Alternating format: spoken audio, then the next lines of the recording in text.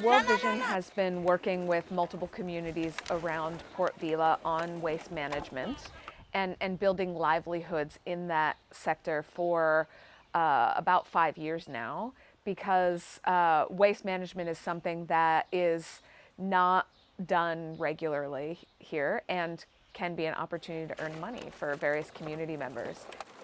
Some of the partners in the Vanuatu Recycling Association, including Green Wave, the Vanuatu Environmental Science Society, and Recycle Corps, have been advocating with the government for a bottle buyback scheme. So this would see every plastic container, carton of milk, bottle of Coke coming into the country, having a 10 Vatu levy put on it. That levy would be passed on to the customer when they purchase the beverage, but then it would be refunded to the customer when they go to return back the bottle, so that it doesn't end up in nature going into our ocean and polluting our earth. So as this advocacy has been going on and this conversation has been growing, the idea was born to see if there was any desire for this initiative and to see if the public in Vanuatu would actually take something like this up. And so that's where Salem Plastic, blong Sevem Solwota, was born. Hello. Hi.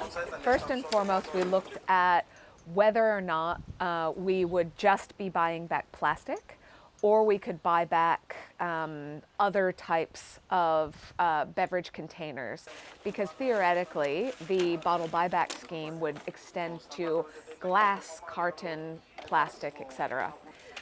However, when we started to investigate further the actual quantity of plastic bottles being produced in country, we realized that it was about the amount of the donor funding that the government of Australia had generously given us to trial this scheme with. And so we stayed just with plastic.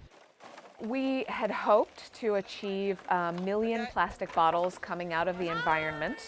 And by environment, I mean rivers, streams, beaches, households, so that we were having a significant environmental impact, positive environmental impact on Vanuatu. And we anticipated that we might be able to achieve 1 million bottles, which we thought was quite ambitious. The outcome blew World Vision, VES, Recycle Corps, and I think anyone who was part of it away. We hit the 1 million bottle target within 4 days. And in fact, more bottles kept on coming. And so we were able to work with our partners in ANZ, who helped us with the payment scheme, to be able to reimburse transport for anyone who had brought in bottles that couldn't be bought back, and they were able to deposit them with us at the buyback location so that we could then dispose of them properly. The plan was, in working with VES and the British High Commission, that we had a 40-foot container that we were hoping we could fill with bottles to be recycled in Australia. In order to recycle bottles in Australia, they have to be squeaky clean. So I'm talking the plastic bottles of water that you open up, drink, and finish. They can't have contained kava, they can't have served for juice, they can't have been in nature and getting muddy for a long period of time. That's just the nature of recycling. And unfortunately, the vast majority, probably about 90% of the bottles that we collected, were not able to be recycled. So 10% of these clean bottles were compacted and put into this container and shipped to Australia for recycling, which is an amazing accomplishment. 90% of the bottles, however, were unfit for recycling. And so Recycle Corps offered their time and expertise to compact the dirty bottles into really tight cubes and then to bury them in etas. And you might think, why did you have this Salem Plastic blong Sevem Solwota initiative just to put them into the tip?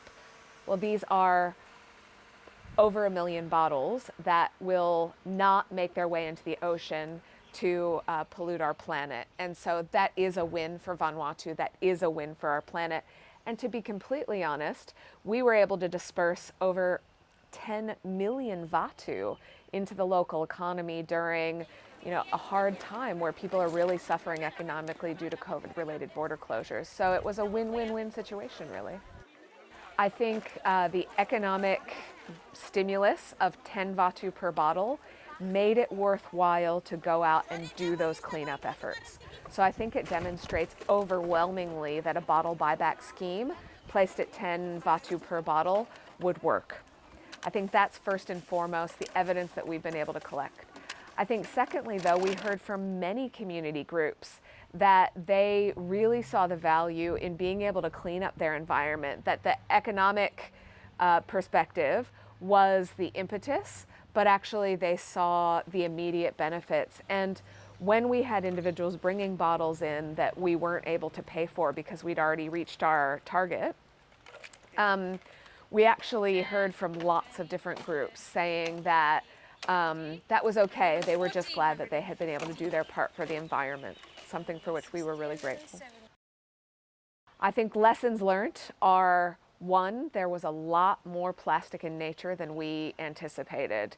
Despite all of our best efforts looking at the data, including production and previous cleanups, we grossly underestimated the amount of plastic that was in the environment. That indicates the need to do something like this again. That a bottle buyback scheme in Vanuatu would be highly successful in ensuring that the environment stays clean, but that we need to do a lot more advocacy in terms of the reduce aspect of the environmental impacts of plastic in nature. And we all need to do our part in this small nation of Vanuatu to reduce our consumption of plastic, because actually recycling is very difficult to do in a small, geographically isolated nation like Vanuatu.